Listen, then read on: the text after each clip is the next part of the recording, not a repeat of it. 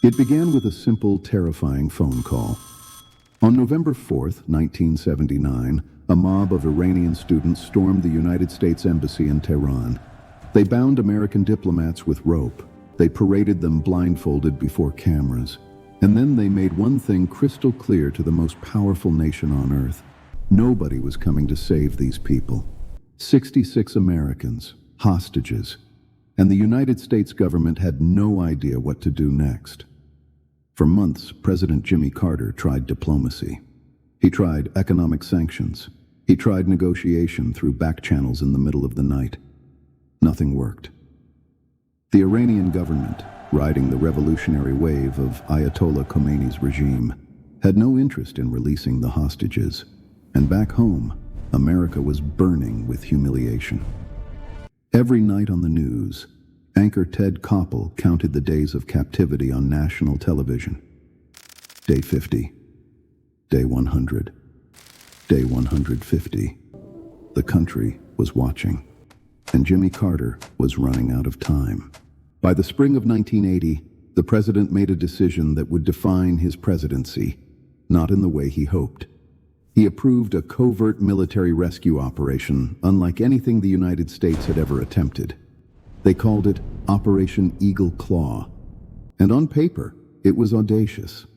On the ground, it would become one of the most catastrophic military failures in American history. The plan was extraordinarily complex. It had to be. You couldn't just fly a squad of soldiers into Tehran and walk them out of a fortified embassy compound guarded by armed militants. This required a multi-stage, multi-day operation involving hundreds of personnel from different branches of the military, Army Delta Force operators, Navy pilots, Air Force crews, and Marine helicopter teams, all coordinating in near total secrecy across thousands of miles in some of the most hostile terrain on the planet.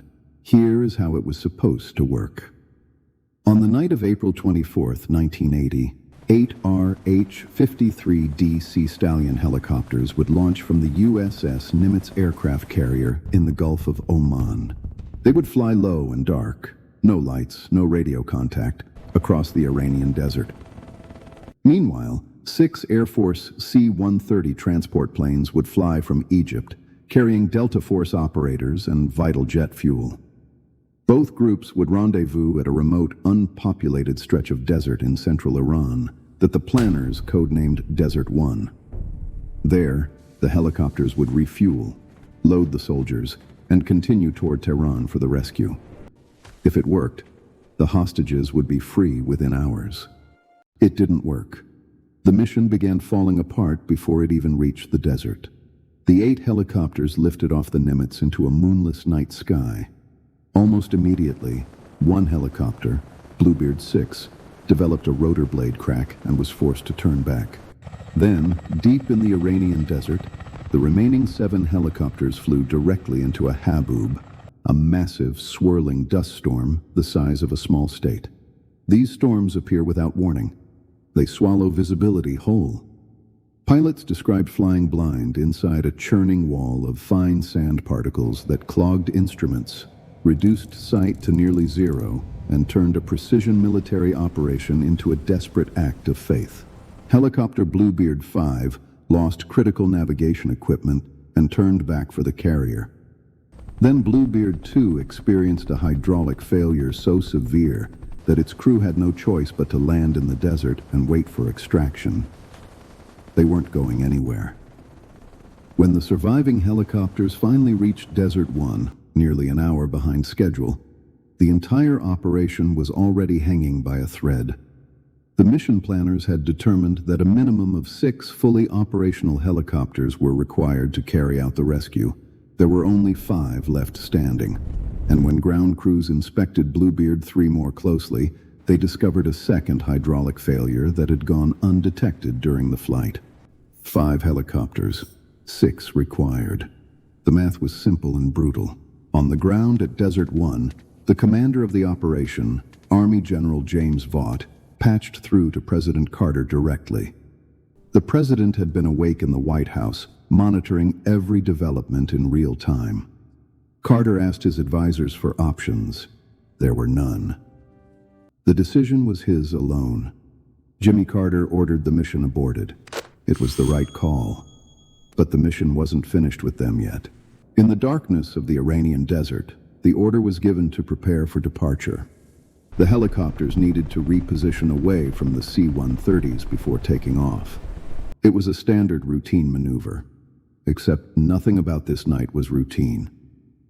At 2:40 in the morning on April 25th, 1980, one of the Sea Stallion helicopters, Bluebeard 4, made a navigational error in the blowing sand and dust. Its main rotor blade sliced directly into a parked C-130 Hercules transport aircraft that was still loaded with fuel and personnel. The collision was instantaneous. The explosion was enormous. Both aircraft erupted in fire that could be seen for miles across the flat desert floor. 8 American servicemen died in the inferno, 3 Marines aboard the helicopter, and 5 Air Force crew members in the C-130. 4 more men were badly burned and barely made it out alive. In the chaos that followed, the surviving crews had no choice but to abandon the remaining helicopters. Still operational, still secret, still loaded with classified documents, maps, and mission plans, and evacuate aboard the remaining C-100s. They left everything behind and flew back into the dark. By morning, Iranian officials had descended on Desert 1. They photographed the wreckage. They found the classified documents. They paraded the burned remains of American aircraft on state television. And in a final, agonizing act of cruelty, the Iranian government moved the hostages to separate locations across the country, making any future rescue attempt nearly impossible. The failed mission sent shockwaves through the American military and the American psyche. Critics asked hard questions. Why had the operation relied on Navy helicopters rather than more reliable Army aircraft? Why had planners not accounted for the possibility of severe weather? Why had the crews not rehearsed together as a unified team before the mission? The answers, when they eventually came out, pointed to a fundamental breakdown in inter-service coordination, inadequate training, and an operation that had been rushed under the crushing political pressure of an election year. A classified review board, led by Admiral James Holloway, later concluded that the mission had suffered from poor planning, compartmentalized decision-making, and a catastrophic failure to prepare for contingencies. It was a damning assessment of the entire operation from top to bottom. For President Carter, the disaster was politically fatal. The images of burning American helicopters in the Iranian desert played on a loop. The hostages remained in captivity for another 266 days, finally released on January 20th, 1981, the very moment Ronald Reagan was sworn into office. Carter never recovered.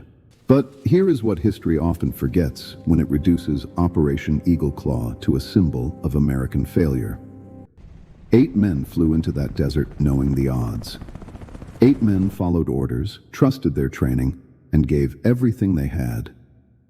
Their names were Dewey Johnson, George Holmes, Joel Mayo, John Harvey, Richard Bakke, Charles McMillan, Harold Lewis Jr., and Lynn McIntosh. They did not die in vain. They died in service to their country in the darkness of a foreign desert, trying to bring Americans home.